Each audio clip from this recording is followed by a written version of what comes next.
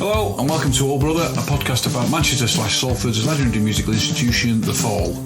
Each week we invite on a guest to chat about their memories and interactions with the group.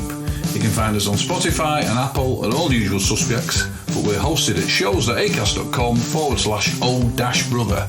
For episode 5 of series 4, we welcome musician, author, guitarist, one-time Cramp, and currently frontman for the utterly brilliant Pink Monkey Birds.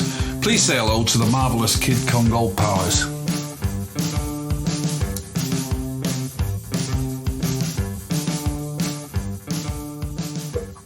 Hello, here we are, latest episode of Old Brother. How are you, Steve? Are you okay? I'm okay, thanks, yeah. Good. Got old friend of yours on here now. Go back a long way, you and this lad. We go way back, yeah. we go way back together. We've got a relationship. Right, well, without further ado, I shall introduce him now because he's a busy man. He wears a lot of different hats. Good evening, Kid Congo Powers. Hey, how are you doing? Good evening. Good to talk to you. Where are you at the moment, Kid? I'm in Washington, D.C., the nation's capital. Yes. Is that where you live? No. I live in Tucson, Arizona. Okay. Kind of the opposite of Washington, D.C. Now I'm here to rehearse because my guitar player lives here. We're about to embark on a Europe-UK tour, and that's right. You are. You're in Manchester.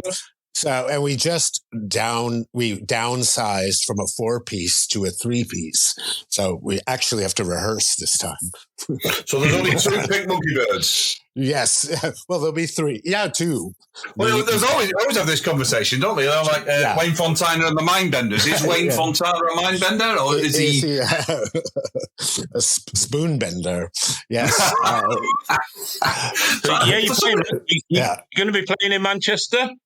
No, we're just doing actually Mark Riley and Co. show. We're doing a session. So there's no gig because they are now on the late night. So it's not possible to do a gig same day. So do you make it work? We've had a few conversations about this lately. Can you make it work financially these days, gigging in the UK? Yeah. It actually works surprisingly. Yeah, and it's been good the last years. You know, the first years it was not so good because we probably started around 2009 with the Pink Monkey Birds, and those were not super well attended, and but over time it's good. Life is good. Yeah, great stuff. People seem to like it. Fantastic. So we don't want to go back with a career overview. So if I was going to start your career, do I start with the chair of the prez of the Ramones fan club? Is that right? Well, that's about a good start as any. Wow. Yes. So how did you get that job? Oh, well, I appointed myself the way any president makes it. Well, really, what it was I was starting a fanzine for them, and that's what it was, and that was because the Ramones, when they came. Because it was a revelation. Well, the Ramones were a revelation, and part of that revelation was like after they played their show, they walked into the audience and said, "Oh, where's the good record store to go to, and can you take me there?" And so like the line between the rock star you see coming out of backstage covered by bodyguards and dark glasses and thrown into a limousine, that was kind of not happening. That's how I thought of rock stars before that. And that's exactly what happened in Manchester as well. It's the same thing. Yeah. Yeah. People were just people, and they played every.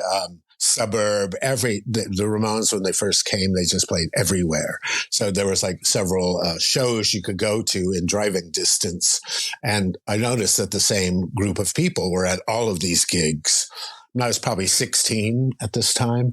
And we started like calling each other and writing postcards to each other because there was no internet.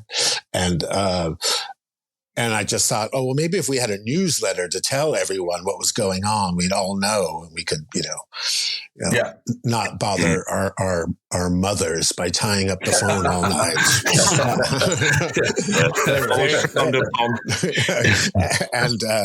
And so, I think the manager, Danny Fields, and the record label saw a good thing, that some kids wanted to do some work.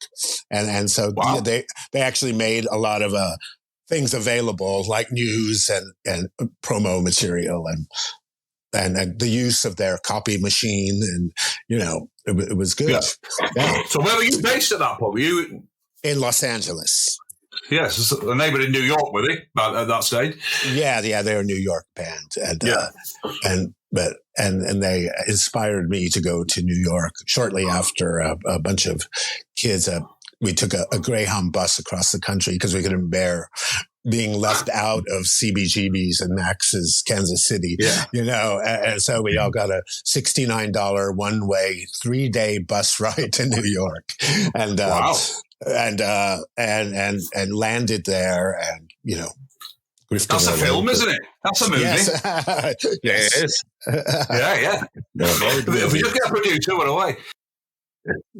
So how long were you in New York then? Because when you first started playing in bands, you were back in LA, were you? Yeah, no, it's hard to tell how long I was there. But I did write a book, so now I have a timeline. So I was there probably about like half a year, maybe. Then I ran out of money and no prospects. I came back to LA, and then saved up enough money again and went back, and the same thing, kind of went back and forth. And so by like late 79, early 80s, when I met Jeffrey Lee Pierce and started the Gun Club, kind of out of nowhere. Yeah. It happened as was the times. Yeah. So we had Marsha on a while back. We talked about Jeffrey Lee Pierce, and I always got the impression from looking from outside, that he was he was quite hard work, but she seemed to think he was a lovely guy. That's on you, I believe. Well, he was somewhere in between the two.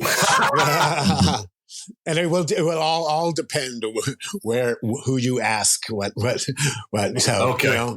Marsha was lovely and wonderful, and so he was nice to her. And I had a fine relationship with Jeffrey. We were both trouble and troubled and trouble, mm-hmm. and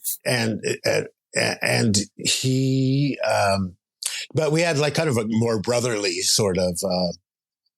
Relationship, really. Yeah. I didn't really realize that until I wrote my book, because I was like, oh yes, we both grew up with only sisters, brought up primarily by the mother.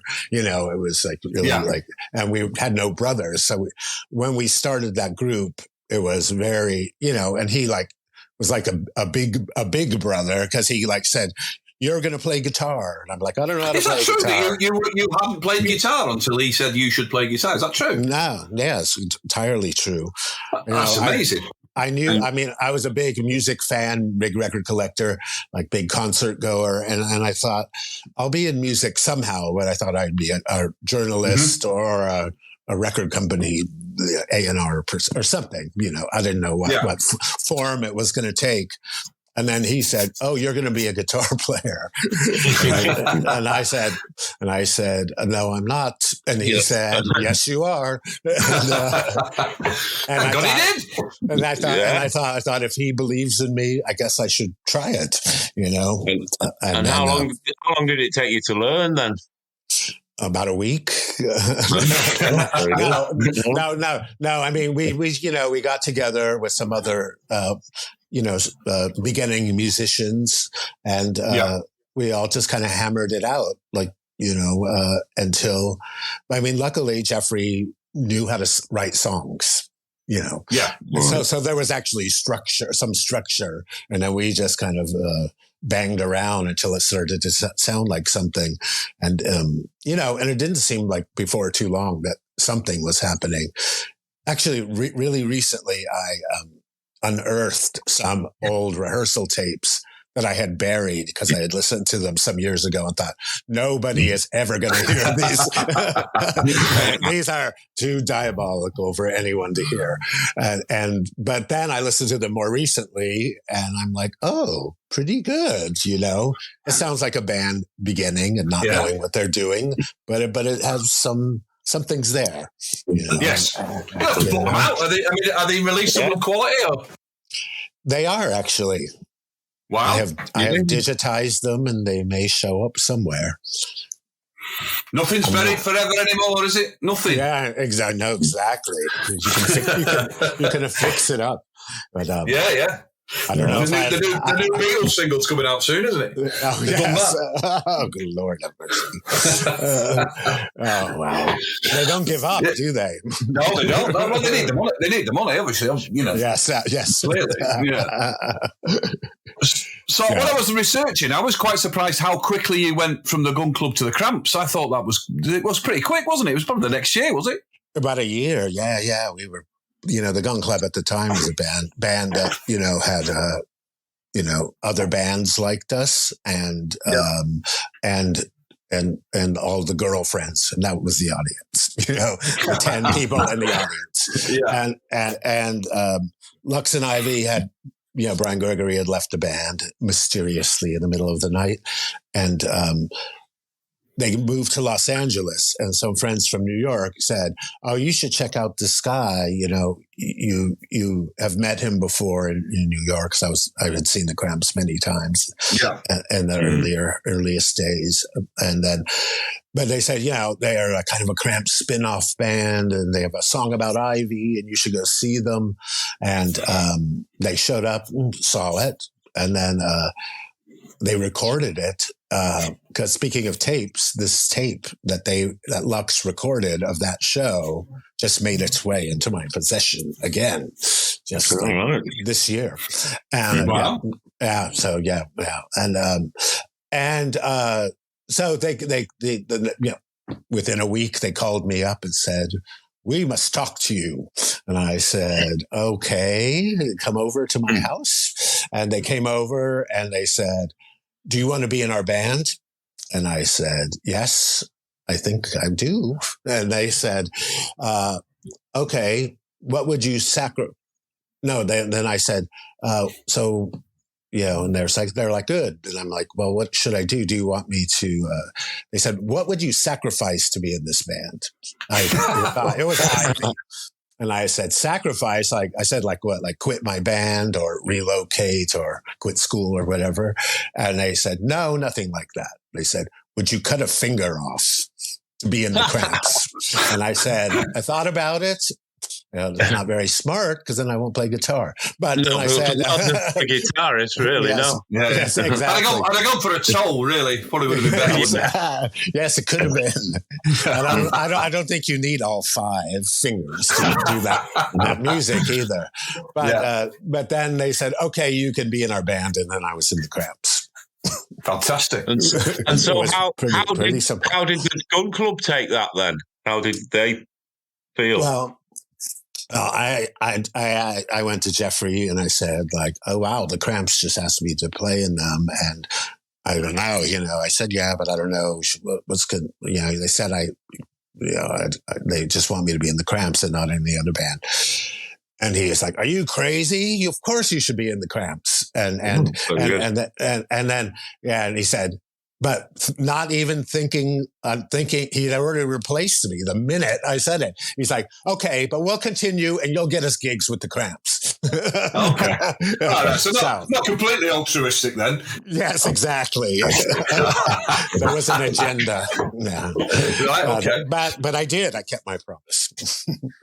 Well, that year, that's 1980, isn't it? That year that the Cramps had toured with The Fall in the first half of the year, sort of March, April kind of time.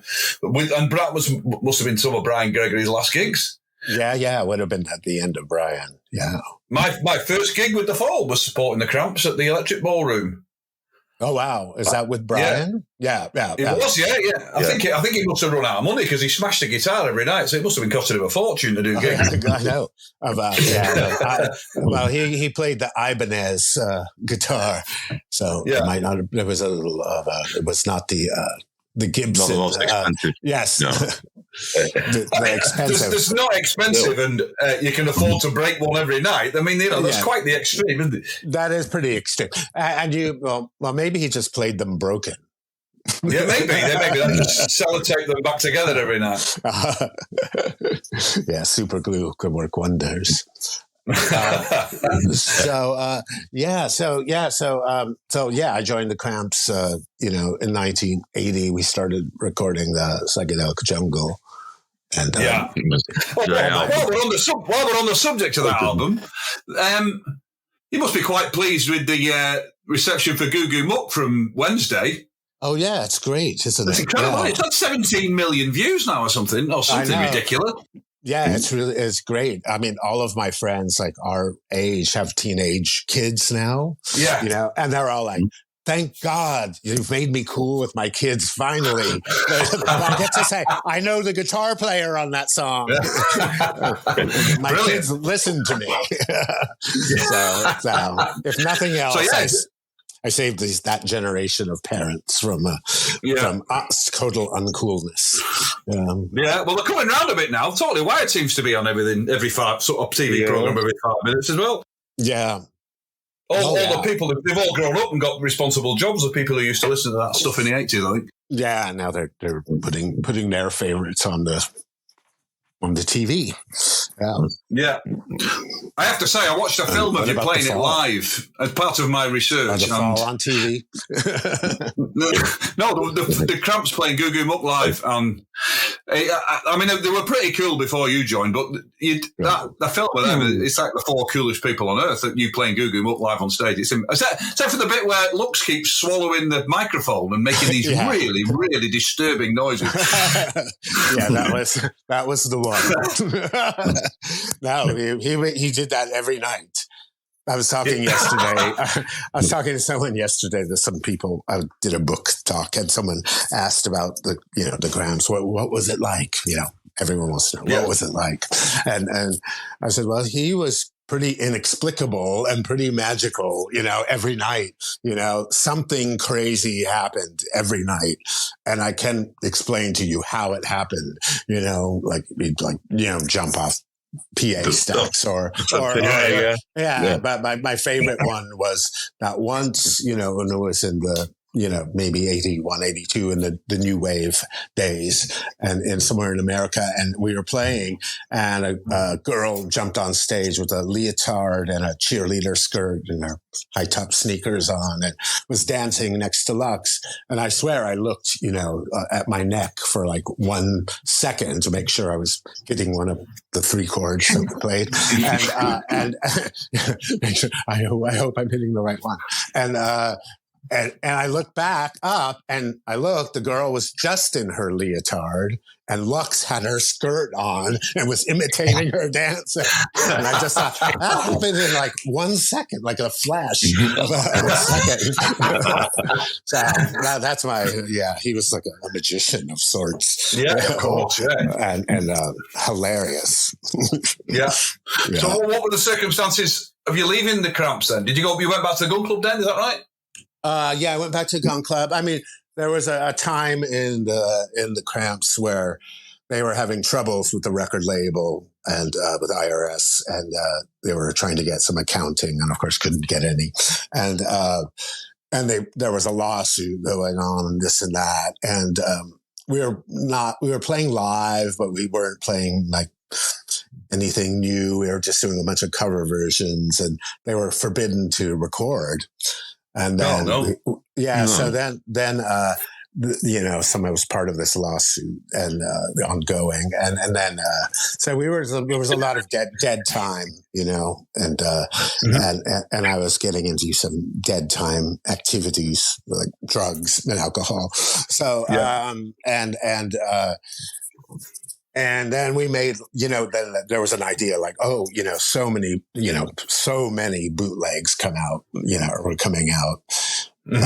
of the Cramps, and they were like, well, let's just record our own live album. So they, with their own money, financed that EP, which was The Smell of Female, live at the Peppermint Lounge. Oh, yeah. Which was a nice live recording. And but then after that, it just was like a dead period. One day I just got a call from Ivy saying, "Yo, I don't know what's going on with us. I don't know. Maybe, maybe we should just not play." And I was like, "Okay, this is a really nice way to fire me."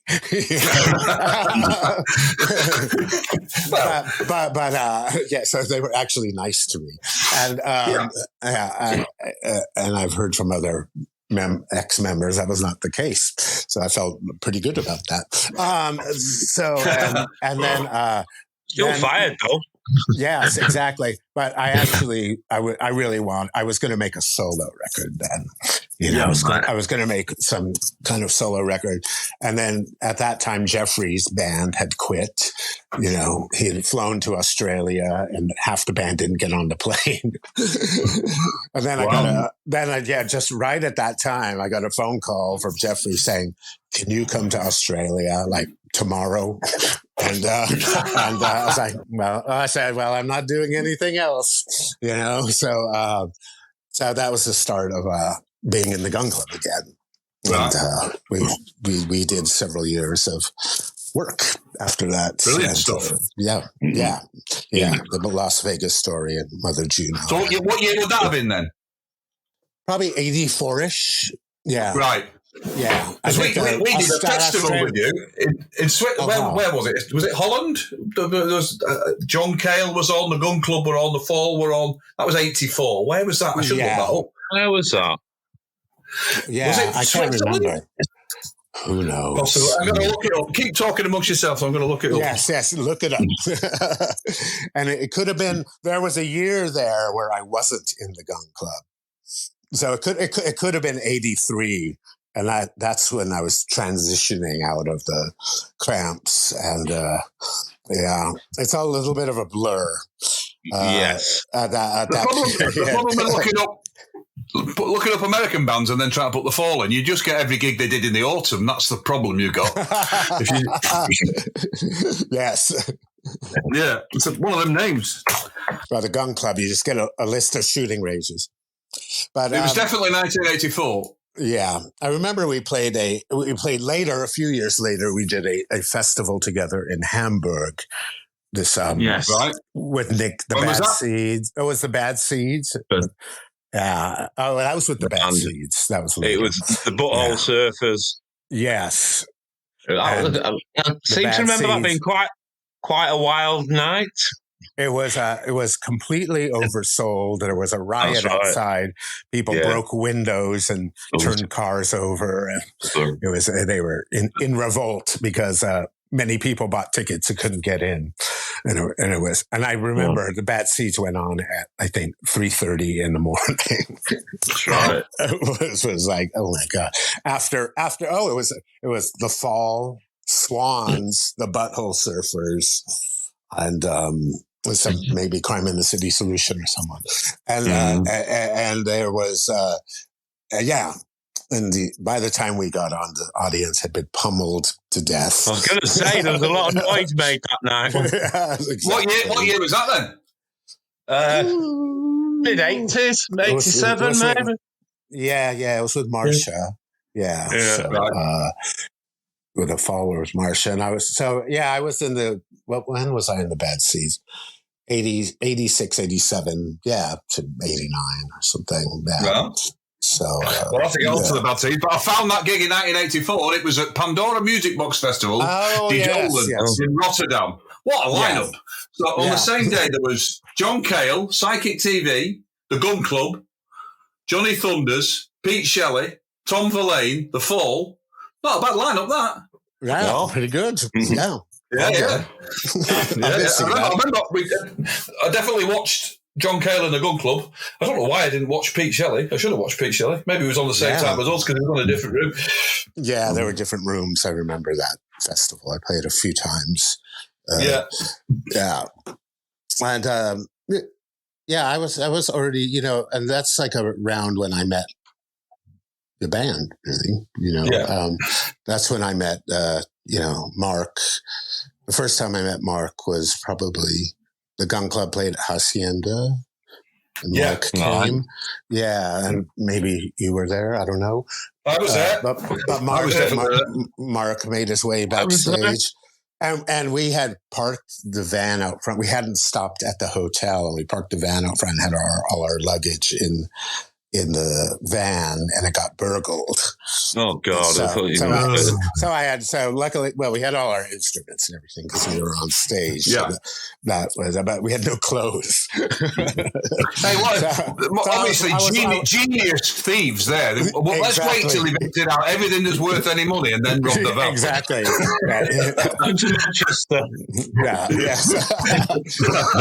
And I remember Mark was like, "I know every criminal in the area, and I will get to the bottom of this." We're like, you will not get to the bottom of this. But well-meaning. Well, I think it was probably more he was trying to impress you rather than well-meaning. Yes. I would imagine. Yeah. So that's when you got to know them, because you knew Marcia obviously already, I think, did you? No, I met Marcia. I was already in probably 84, 85. The Gun Club moved to London.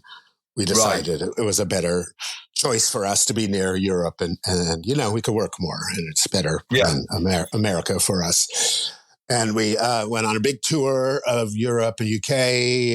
I think it was several back to back. It was one of those endless things. And so when we got to London to move there, we promptly broke up. And I never want to see you again. And, I can't stand the sight of you chewing gum, to hear the sound of you chewing gum, or something like that. And so I was in London then, and I was a little bit. I was staying with friends, and then kind of a little bit at loose ends, because there was no band anymore. And actually, I was friendly with Richard Thomas, who was helping out he was helping out Jeffrey with sorting out some. Find a record deal or something. He was giving advice, and. I won't say he was our manager, or he wouldn't say it either. But he was helpful, because Richard is very helpful in many ways, and at that time, and he said I know the squat that's opening up, and it has some Americans and friends of mine, and the old DJ from the Clash, Scratchy, and it's it's on Holloway Road, and it's a nice, good area. So I went there and announced that I'm your new squat mate, and that's how I met Marcia. Right. And, okay. So we were both a little bit at loose ends. They had their band, Khmer Rouge. And they were. But I was in between everything. And I had a band I didn't like called the Fur Bible with Patricia Morrison from the Gun Club. We had, decided to start a band, but it was not to be. And good name, Fur Bible. Yeah, it was good. We made an EP, and again, it was the one shameful spot in my life. Oh, this record, terrible. Oh, goth, it's terrible. And terrible. And then some maybe less than 10 years ago, people started coming up to me and saying, that Fur Bible record's amazing. And I love that Fur Bible. And I've been looking for it. And I paid $100 for it. And I'm like, what? Are you kidding? I'm kind of hanging my head in shame. And, and then I listened to it, and I was like, "Oh, it's good." It's weird. You're very hard on yourself, aren't you? It is. Well, yeah. I want things to be good, but I think it's more like the personal stuff that was going on with people, and the time, and what you associate with it. That's right. A lot of records are like that, aren't they? Yeah. You can listen to them later and go like, what was I thinking? That's amazing. Yeah. You can't, it's kind of difficult to divorce it from where you were at the time, though, isn't it? Where you're at the time, really. Yeah, it takes a while. And so that's how I met Marcia, and then shortly after I got asked to be in the Bad Seeds just to fill in for a tour, and she got asked to play in the fall, presumably just for a tour, and we ended up in those bands for a few years, a few records each. So yeah. That's quite the CV you've got there, isn't it? Cramps, Bad Seeds. Wow. Yeah. It was pretty incredible. So how was the Bad Seeds then? Bad? No, just kidding. They were. No, it was great. It was a great time. It was a great time with them. It was. So what was the lineup at that time? Was it Barry Adamson? Yeah. No. What happened was, I met them, and Mick said like Barry's leaving the band. And Mick Harvey moved over to bass, and they needed a second guitar player. So, so I did that, and then somehow I went to Berlin for rehearsals and decided I wanted to live there, and then somehow ended up in the Bad Seeds for some years. Yeah, the chemistry was working. So, in more ways than one. And I know what you mean. Yes, exactly. Until they weren't working. Yeah, so I really fell in love with Berlin, which at the time was still West Berlin. So it was surrounded by these. It was very secluded. It felt very special. It was an exciting place at that time. Yeah, very exciting. And it was kind of a place that, all the arts kind of met up because it was so small. It was like dance and visual art and rock music and performance art. They were all the same people in the same world. So that was great. And and we did that Wim Wenders film, Wings of Desire. And, so that was a big thing. And pretty incredible. And but is it as incredible as me being in a fall video? I was going to get that. How did that happen? It's hard to know. Before you go into it, if you ever go on the fall website, they have this discussion board, and there are pages and pages. Who's that guy? Who is that guy? There's pages of speculation as to who it is. He wanted someone who looked like a rock star. Yeah.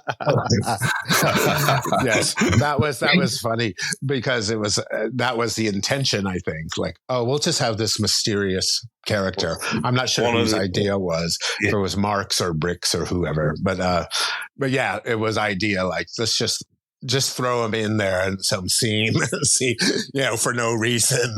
And, tell him to pick up some blocks of wood off the floor and start playing them. They were never the most directed things, fall videos, were they? No. Yeah. I think the Victoria that one was probably the... What, the Hit the North? The North one was probably as big as we got with it all, yeah. Yeah. That was this is where Steve starts crying about how much money they spent on videos. It could have gone to better use. Well, that one play on MTV. It's worth every penny. Yeah. Yes. Every penny. Yeah. All 3 pennies. Yeah. But, so tell you what, you've worked with some people, haven't you? You've worked with some kind of fairly heavy frontmen. It's kind of surprising you never ended up in the fall, really, isn't it? Yeah, I know it is. Huh? But one thing is to give you a CV. There was no shortage of members going through that. Going through there. if you miss the revolving door, if you miss the, I missed it. Yeah. There'll be one round in a minute. Yes. The thing about it, the one thing they weren't short of was guitarists. You had guitarists coming out your ears in them days, Steve, didn't you? Yeah, exactly. Yeah. And, Craig, Carl, Bricks, Simon. There's loads of them. On every corner. But, yeah. So where did it get to in the charts in the end at the North? It didn't get in the 40, did it? I think it got to 40, I think. I'm not sure. Really? Not sure. Yeah. It seemed really popular. Yeah. Yeah. Well, there was about 43 different versions of it, wasn't there? Yeah. That was one thing got really good with that remix. I mean, they're all exactly the same as well. They're not. All right, okay. What's the difference then? Well, there's some of them that the band ain't even on. I didn't think there was much of the band on the proper one, was there?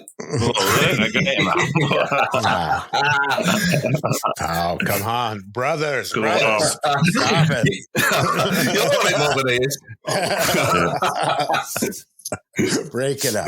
Brilliant. So then we got to get, how did you get out of the bad seeds? Was that just because it was bad for your health, or was it? Yeah, mostly. And they were changing. Yeah, another band that had a big revolving door. Yes, indeed. Yeah. So the time had come for me to say goodbye. And they were, going into a more acoustical way. They were going to make an aggressive acoustic record, which they did, and I was not going to pick up an acoustic guitar. Have you done it yet? Have you picked up one yet? I have. But I haven't played it live though. No. Would I be a folk? I'm going to be a folk artist. Yeah. It's only fun if you can't put your arms on the memory. That's pretty good. True. No. I love the acoustic guitar, and actually, I recently did a solo thing with electric guitar, and I thought I should have done this with an acoustic guitar. So well, you can always do it again. Coming. Yeah, so it's coming. I have the guitar. Yeah. So, what made you finally get round to write a book? Because this is something I wanted to ask. It's kind of like a cheap therapy for both of you, I think, the experience of writing the book. It's quite cathartic, I think. Yeah. I mean, I wanted to write it because I understood that I had a unique trajectory, and the people I worked with, and I had a up-close view of all of it. Yeah. And also, other things to explain about me. And actually a lot of what I wanted to do it because I wanted to explain what mine and Jeffrey's volatile and sometimes a relationship was like, but that it was a relationship and it was a brotherhood and it was, something incredibly important to me and that I appreciated that, so, that is something that whenever anyone writes about Jeffrey, it's always, own worst enemy. Oh, it's just, enfant terrible. And really he was a dreamer and, he was just going his own way. He was a dreamer and visionary, amazing songwriter, he just didn't, a lot of the times he didn't have social graces, of any sort, And it was, and I don't know if he could communicate, that. And I think that was a problem with a lot of his band members is that he wasn't able to communicate, being appreciative of them. And they felt, slighted, which I could see, but I somehow got the appreciation from him. You say that it must be down to your personality for you to be able to get on amicably and leave amicably with Lux Interior, Jeffrey Lee Pace, Nick Cave. It does speak to something in your character, which is a doormat. No, just kidding.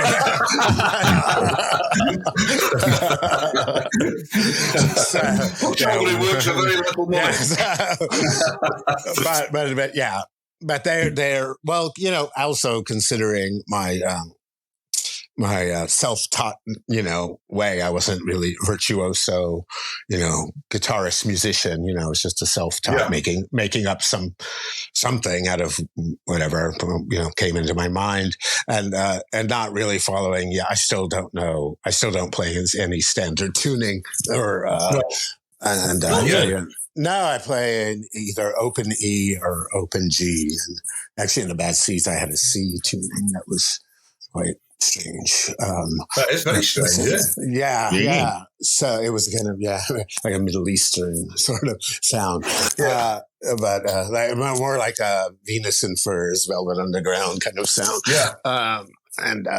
But yeah, so, I think that, especially at that time, like the Bad Seeds and the Cramps, they were kind of cast like a film, like actors in a film. They were characters that they wanted, and I think Nick wanted people who were kind of off in their own cosmos and not, part of anything else, and that was what was interesting to them. And I happened to be in that genre of a musician, and plus, I could wear a suit. I can look good. I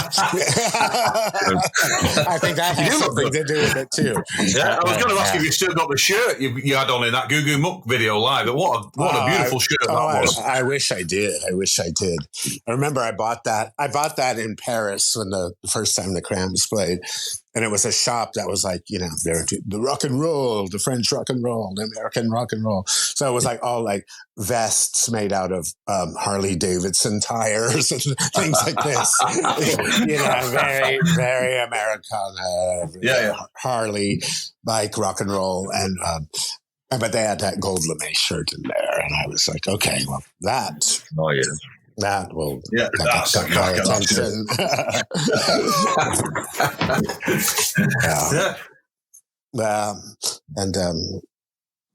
Hey, I wanted to tell you, the House of All is fantastic.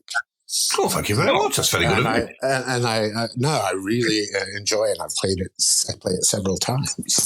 Wow, thank you. Listen to it. Yeah. It's good. I'm always kind of interested in bands that were in other bands that were of note,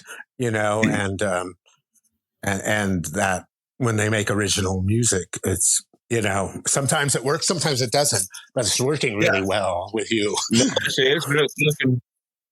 We weren't prepared for it not to work. Yeah. Going in. It's a gamble. It's always a gamble,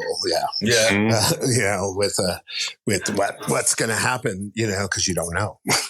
No, really. I mean, look, we weren't gambling with our own money, so that was. Exactly. But I think this is the first time any of us have just gone in with nothing, though, isn't it? Yeah. And seen what happened. On paper, it was a monumentally stupid idea to do it that way, really, but it worked much better than I think it would have done if we'd have sat round saying we've all got to sit round and write something that we think's good enough to show Martin and Pig Greenway and everybody else. I think you'd have got tied up in yourself, I think. Yeah, the same thing. Well, we just did that. We just made a new album. Like I said, we were a 4-piece band forever. And now we've gone down to a 3-piece. And we just made an album, but it was very similar. We went in we all had some ideas, but not anything anyone knew. And I'm really pleased with the results. So you never know. It could have been out soon. Well, it'll be out probably end of the year, early next year. So are you playing much of it on these dates then, or? Yeah, we'll be playing a lot of the songs on live. Okay. Yeah, we were hoping it would be out by now.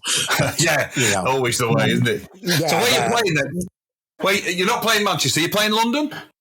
We're playing in London at Oslo, I believe the 26th, and we're playing at the Cluny in Newcastle. Okay, yeah. And we're playing in Nottingham. And then we're playing... Bridge? You're playing Edinburgh Bridge? No, we're playing in Glasgow. In Glasgow at a place called Room 2. And we're actually in the daytime. We're doing a show at the prison. Wow, which I'm feeling very Johnny Cash about. To play at a Glasgow prison. I'm not sure. I'm not sure what to expect, but it seems. How did that come about? Somehow the promoter of the show has done it with other bands, and I thought, well. That's something we've never done. We've never the prison. Like you say, you just feel like at San Quentin, wouldn't you? Yeah, exactly. It's hard to avoid the analogy. Were you with the Cramps when they played the No, that was Institution? Brian. Yeah, was it? Brian. That is a freaky bit of film. That is great. And the filmmakers have just made a kind of restored film of the entire event, like a feature length, I think, or very much longer than just the clips that are on YouTube. They made a whole, because there was other bands playing and different things happening. So they've made the full length event. That's actually playing at a film festival in Tucson while I'm away, because they asked me to speak at it, but I was obviously not there. But I want to see it. Indeed. Yeah. But that is really, that's a very amazing, perfect moment in that time and in the career. I don't really know this. Where are they playing? It's a mental institution. It's probably not the politically correct word for it these days, but it's in Napa, or maybe, and it's in Northern California near San Francisco, and they somehow got in as the entertainment. Someone let them put on a punk rock show, and this San Francisco band called the Mutants are always playing, who are really crazy, like a B-52s sort of thing, and so, and the Cramps, and it's just great. Oh, you got to look it up, Stephen. It's amazing. Definitely worth digging out. Yeah, definitely. Yeah. And then at one point, Lex goes, "They told me you people are crazy, but I'm not so sure about that." Brilliant. Yeah. I must watch that again. Yeah, definitely. Right. Yeah, that's so good. I'm going to let you go now. Okay, well, it's great to talk to you. Absolute joy to speak to you. I hope the gates go really well. Thank you. And hope Mark looks after you when you're in Salford. I'm sure he will. Yes, he will. I'm sure he will. No, he's lovely. He's wonderful. He is. Yeah. He is. Yeah. Always. Okay. Always. Right. Okay. Cheers. Thanks for doing it. Good to talk to you. Yeah. Talk to you later. Keep well. Okay. All right, and good luck as well. Thanks for joining us for this week's Old Brother. You can find us on Spotify and Apple and all usual suspects, and we're hosted at shows.acast.com/old-brother. Huge thanks to Kid Congo Powers. If you caught the band on their recent UK tour, you'll know just how good the Pink Monkey Birds are, and if you're not familiar with them, do check them out, and check out the Cramps while you're at it. Though live at the California State Mental Hospital in 1978, might not be one for a first date. As for us, you can follow us on Twitter and Instagram and X, or whatever the hell it's called this week, at Old Brother Show, to keep up with all the latest news. And don't forget to like or give us a rating on your favourite platform. You can even tell your friends about us if you fancy. And remember, if you're driving, check your car. Ta-da!